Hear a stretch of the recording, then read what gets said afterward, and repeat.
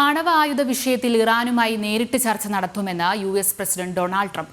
ഇറാന്റെ താൽപര്യങ്ങൾ കൂടി കണക്കിലെടുത്തായിരിക്കും ചർച്ചകൾ. ധാരണയ്ക്ക് വഴങ്ങിയില്ലെങ്കിൽ ഇറാന് നേരെ സൈനിക നടപടിയെന്നും നയതന്ത്രത്തിൽ വിഷയം പരിഹരിക്കുകയാണ് പ്രഥമ ലക്ഷ്യമെന്നും ട്രംപ് പറഞ്ഞു. പശ്ചിമേഷ്യയിൽ അതിസങ്കീർണ സാഹചര്യങ്ങളാണ് ഇറാന്റെ ഇടപെടൽ മൂലം ഉണ്ടാകുന്നത്. ഹമാസിനും ഹൂത്തി വിമതർക്കും ഹിസ്ബുള്ളയ്ക്കും ആയുധം ഉൾപ്പെടെ നൽകുന്നത് ഇറാനാണ്. പശ്ചിമേഷ്യയിൽ തുടർച്ചയായി ഇറാൻ അസ്ഥിരാവസ്ഥ സൃഷ്ടിക്കുകയാണ്. ഈ പശ്ചാത്തലത്തിലാണ് ഇറാൻ ആണവ സമ്പുഷ്ടീകരണവും നടത്തുന്നത്. 60% ശുദ്ധമായ യുറേനിയം സമ്പുഷ്ടീകരണ നീക്കമാണ് ഇറാൻ നടത്തുന്നത്. ആണവ പദ്ധതികൾ നിർത്തിവെക്കണമെന്ന് അമേരിക്ക ഉൾപ്പെടെയുള്ള ലോകരാജ്യങ്ങൾ ഇറാനോട് ആവശ്യപ്പെടുകയും ചെയ്തിരുന്നു. ഇതിനു പിന്നാലെയാണ് കർശന നടപടികൾ ഉണ്ടാകുമെന്ന മുന്നറിയിപ്പ് അമേരിക്കയുടെ ഭാഗത്തു നിന്ന് ഉണ്ടായത്. നടപടികൾ ഉണ്ടാകുമെന്ന് വ്യക്തമായതിനെ തുടർന്ന് ആണവ സമ്പുഷ്ടീകരണം നിർത്തിവെക്കാനുള്ള ചർച്ചകൾക്ക് ഇറാൻ തയ്യാറായിരിക്കുകയാണ്. ഇറാനുമായി ആണവ സമ്പുഷ്ടീകരണം നിർത്തിവെക്കുന്നത് സംബന്ധിച്ച ചർച്ചകൾ നടക്കുകയാണെന്നും ശനിയാഴ്ചയോടെ അന്തിമ തീരുമാനമുണ്ടാകുമെന്നും അമേരിക്കൻ പ്രസിഡന്റ് ഡൊണാൾഡ് ട്രംപ് പറഞ്ഞു.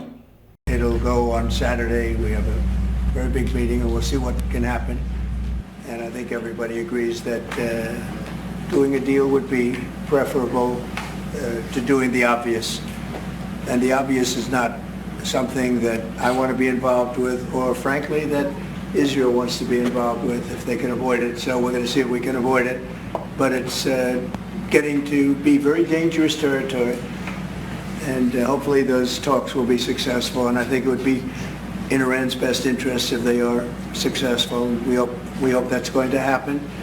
നയതന്ത്ര പരിഹാരത്തിന് തയ്യാറായില്ലെങ്കിൽ ആക്രമണം നടത്തുമെന്ന് പലതവണയായി ട്രംപ് ആവർത്തിച്ചിട്ടുണ്ട്. തങ്ങൾക്കെതിരെ ആക്രമണമുണ്ടായാൽ ആണവായുധം പ്രയോഗിക്കുകയല്ലാതെ വേറെ വഴിയില്ലെന്ന നിലപാടിലാണ് ഇറാൻ. മാത്രമല്ല, ചർച്ചകൾക്ക് തയ്യാറല്ലെന്ന് അയതൊള്ള അലി ഖമൈനി നിലപാടെടുക്കുകയും ചെയ്തിരുന്നു. ഇറാന്റെ പ്രശ്നങ്ങളും അഭിസംബോധന ചെയ്തായിരിക്കും ധാരണ ഉണ്ടാകുക എന്നാണ് ട്രംപ് അറിയിക്കുന്നത്.